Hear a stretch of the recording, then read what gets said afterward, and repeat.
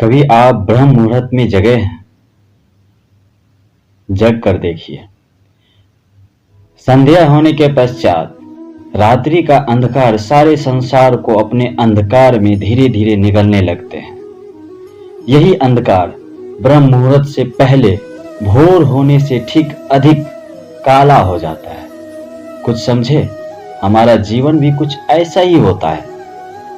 जब हमारे जीवन की समस्या है अपने अंत पर होती है तो यही समस्या एक भीषण रूप लेकर हमारे सामने समक्ष हो जाते हैं और ऐसी परिस्थिति में अधिक लोग हार मान जाते हैं, डर जाते हैं।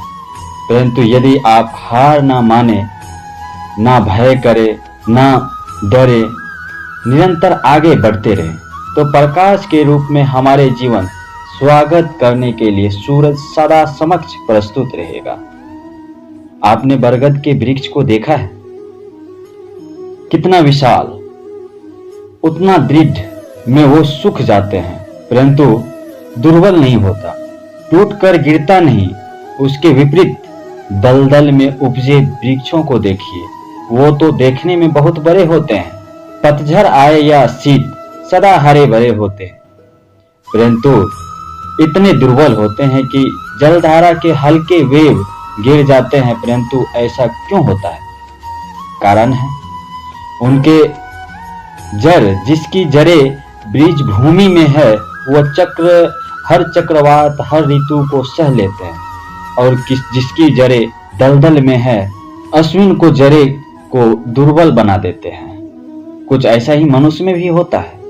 जो अधर्म, कुकर्म और असत्य के धारा पर उपजता है वो समय की एक वार भी नहीं सह पाएगा। जो मनुष्य सत्य धर्म की धारा पर उपजा है वो कभी भूल नहीं सकता और हर समस्या से लिप्त हो जाता है, परे हो जाता है। और आप पर निर्भर करता है आप क्या बनना चाहते हैं। हमारे जीवन में मित्र और शत्रु बड़ा महत्व रखते हैं। यदि गंभीरता से सोचा जाए तो ये कोई क्षण नहीं जब हम अपने मित्रों के बारे में ना सोचते हो या फिर अपने शत्रुओं के बारे में। हमारा हर कार्य या तो हमारे मित्र के हित के लिए होता है या तो शत्रु के अहित के लिए होता है। मैं हर स्थान या तो मित्र के साथ या तो शत्रु के साथ होते हैं। कोई नहीं चाहता है कि उनका शत्रु प्रसन्न रहे।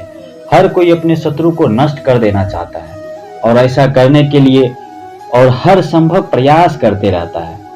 उसे आर्थिक, मानसिक, शारीरिक हानि पहुंचाने का प्रयास करते हैं। परंतु यदि मैं आज आपको ऐसा मंत्र सिखाऊं जिसे आप अपने शत्रु को सदा सदा के लिए नष्ट कर देंगे तो, और वो मंत्र है मित्र बनाना। अपने सभी शत्रुओं को अपना मित्र बना लीजिए और आपके सारे शत्रु अपने आप नष्ट हो जाएगा। मैं क्या कर रहा हूं? मैं दिए प्रज्वलित कर रहा हूं ताकि अंधकार को मिटा सकूं। आप कहेंगे तो इसमें कौन सी बड़ी बात है ना? परंतु इसमें महत्वपूर्ण बात समझने के लिए है। मैं क्या नहीं कर रहा हूं और मैं अंधकार नहीं कर रहा हूं, क्योंकि अंधकार को मिटाने के लिए प्रकाश का अस्त्र प्रयोग उठाना ही पड़ता है। बुराई को बुराई से नहीं, अच्छाई से जीता जाता है। अन्याय को अन्याय से नहीं, न्याय से जीता जाता है।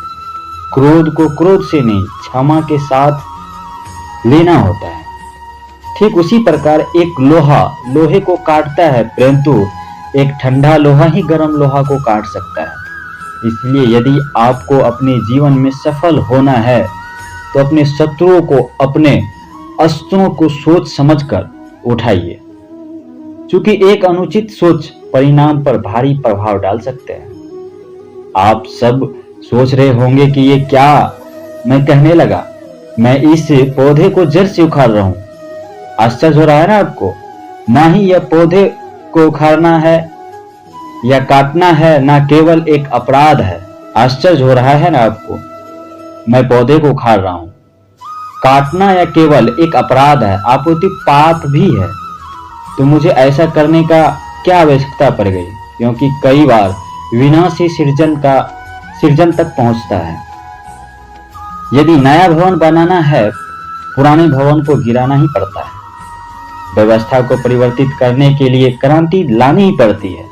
और उसी प्रकार यदि किसी वृक्ष या किसी पौधे के जड़ों में घुन लग जाए या उसकी मूल सूख जाए तो उसे जड़ से उखाड़ देना ही सफल होता है, ताकि उस फल पर नए पौधे उपज सके। यह युद्ध करने परंतु कभी कभी शांति के लिए युद्ध करना आवश्यक हो जाता है।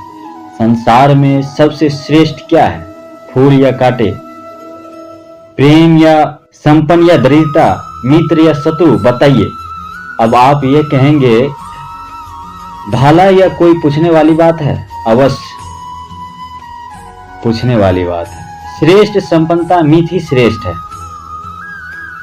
परंतु आप अपने जीवन में कभी सोचा कि हर एक भाव, हर एक वस्तु, हर एक घटना एक कर्म धर्म होता है। त्वचा पर जलन करने वाले फूलों अधिक श्रेष्ठ वो कांटे होते हैं, जिससे अपने घर के बाहर बनाते हैं ताकि कोई अन्य पशु आपके घर के भीतर ना आ सके। वो प्रेम श्रेष्ठ नहीं हो जो आपको अंधा, लोभी, पक्षपाती बनाते हैं। वो गिरना श्रेष्ठ जो आपको नया मार्ग दिखाते हैं। वो संपन्न का शेष नहीं जो आपको संपन्न बनाते हैं। वह दरिद्रता श्रेष्ठ है जो आपके अपने जीवन में को विचार देने वाले, बुरा मार्ग दिखाने वाले अपने मित्रों से अधिक वह शत्रु होते हैं जो हमें जीवन का लक्ष्य देते हैं। इसलिए अपने जीवन में हर वस्तु, हर भाव, हर घटना के गुणधर्म पहचानिए। आप मुझे सुन रहे हैं, विचार कीजिए। उसके पश्चात आप अपना चयन कीजिए। सफलता के लिए कभी मत रोइए। करते रहिए जो आप कर रहे हैं, मन लगाकर कीजिए। कुछ और कीजिए जिसमें आपको सफल होने के चांस हो, परंतु कभी हार नहीं माननी। सफल इंसान कभी भी हार से नहीं डरता, वह कर्म करता है। आप भी कर्म कीजिए और आप एक दिन सफल होंगे, जो कि आपके नीचे अनेक समस्या दिखेंगे जो आप पार कर चुके होंगे। इसलिए आप कभी हार मत मानिए। श्री कृष्ण कहते हैं, कर्म करो, फल की चिंता मत करो।